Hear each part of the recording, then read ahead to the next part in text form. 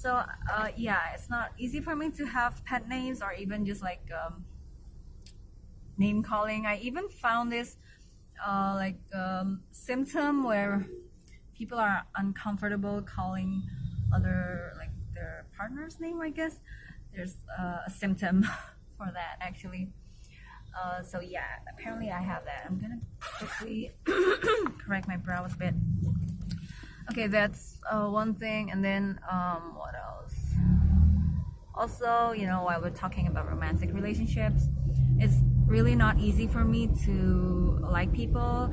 And even in my school years or in my teenage years, I don't like do what my other friends are doing. Like they have boyfriends and then they break up. All this drama with boys is something that um, I wasn't interested in at all. So I think I always sort of knew that something was kind of off with me. Like I don't really follow the popular trend or culture since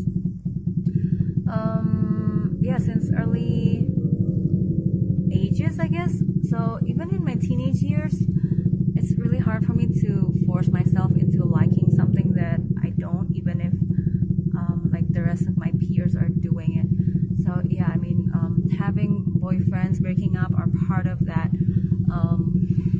like trend, something that people do at a certain age. But I wasn't attracted to do it at all, and up to the point that in my I think late teenage years, I thought to myself, okay, I have to start learning to do this, because otherwise I'm going to be like too much like I'm just afraid that I will be left behind in terms of self-growth or understanding other human beings and being in a relationship in general. So I sort of forced myself to be in a relationship with someone that has been pursuing me for a long time, even though I don't really like this person. And of course it only lasted like a short period of time, which ended up like I was the one being dumped, but I didn't even feel sad because I never really liked or loved that person anyway. I was doing it for like a research for myself, and after that I was like, oh, I was involved in like all of this when you're just close to someone but there's definitely no status, no special, like there's no commitment there, but you just sort of like, you like them and they like you too, and it's all that casual flings is what happens to me a lot. As like my friends would say, yeah, I think he likes you and stuff like that, but I don't even bother to really pursue a real relationship with them, because for me, I think I just like the like observing all of those relationships, and the best thing is that we can just disappear anytime we want and there's no commitment basically. But then I did like fall in love for the first time with this emotionally unavailable person. That was quite a wake-up call for me, because this person is, I always have like a checklist, and this person doesn't even match any of that checklist. So basically it doesn't even make sense why I love this person. But then again, I just I treated that as like another learning experience actually. So I got dumped again, and this one is more hurtful because I actually I was in love with this person, but then I have this checklist and they don't really meet any of the criteria of an ideal mate or partner for me. And then even when I was really hurt when he dumped me, well, basically we didn't really have a connection, right? So I was just like, oh yeah, I love you, I want to chase you because you're emotionally unavailable, and I want to give you all these things you don't even need or deserve. So even when he dumped me, I could say such cool things like, yeah, I deserve better. And he was like just like having this straight face, like he's sort of pissed off, I guess, with my remarks, because I can say the most cruelest thing, I guess, but you know, it's not that I'm not hurting inside, but it's just that on the outside I was so cold that time. So yeah, we part. And one thing is that whenever I already like every time those relationship, those probably sort of shallow relationship, those relationships ended, and then I just don't want to have anything to do with them anymore, because I feel like, well, we're done, you know, and we did try or whatever, and then there's no connection, and basically there's no need for us to keep in touch. So yeah, I don't keep in touch with those exes.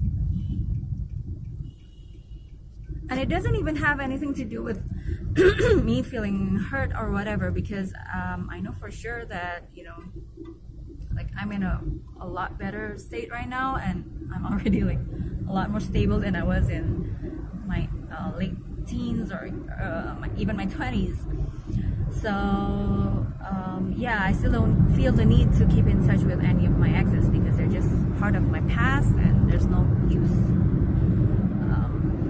to still connect with them. So yeah, that's like all the relationships weirdness that I have.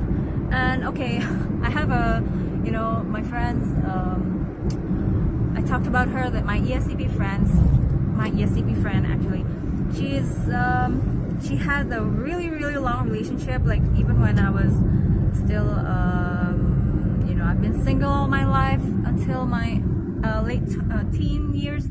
And this friend of mine, she has like a long-term boyfriend since she was so I know she had a 10-year relationship with her boyfriend, but apparently it's just not genuine enough, because they end up breaking up, and you know, she cheated on him, and it doesn't even make sense to me. I keep on telling her, why the hell are you cheating on him? He's like the nicest guy, and you've been with him for ages, and now you're cheating on him.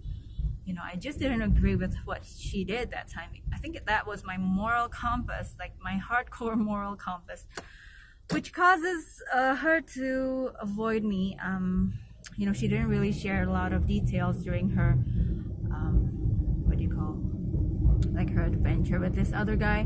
She ended up being hurt and everything, and it's so weird because I just kept questioning, like, why the hell are you doing all of this? You know, you seem like a lost person. Aren't you supposed to be the one who's experienced in relationship and whatever? Because if you compare like the period of us being in relationships, then hers is like 10 times more than me.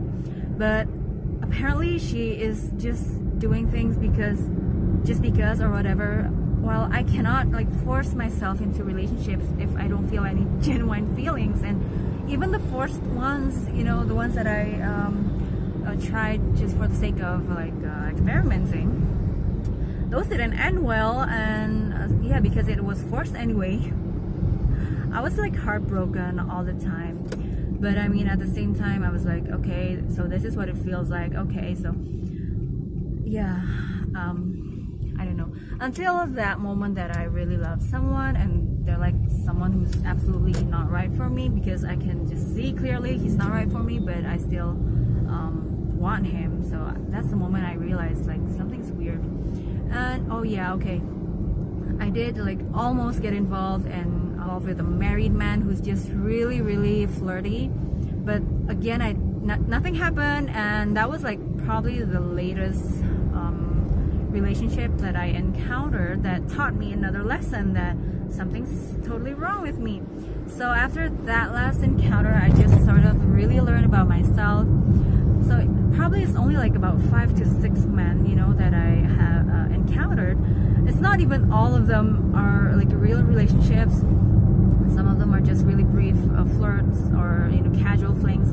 But already I'm learning a lot from those. So even if people say, but you don't have so many exes, you know, it's true. But I mean, it doesn't mean that I don't learn fast. I learn even faster than most of my friends. So yeah, I mean, I think that's what my experiences are as an INFJ with relationships.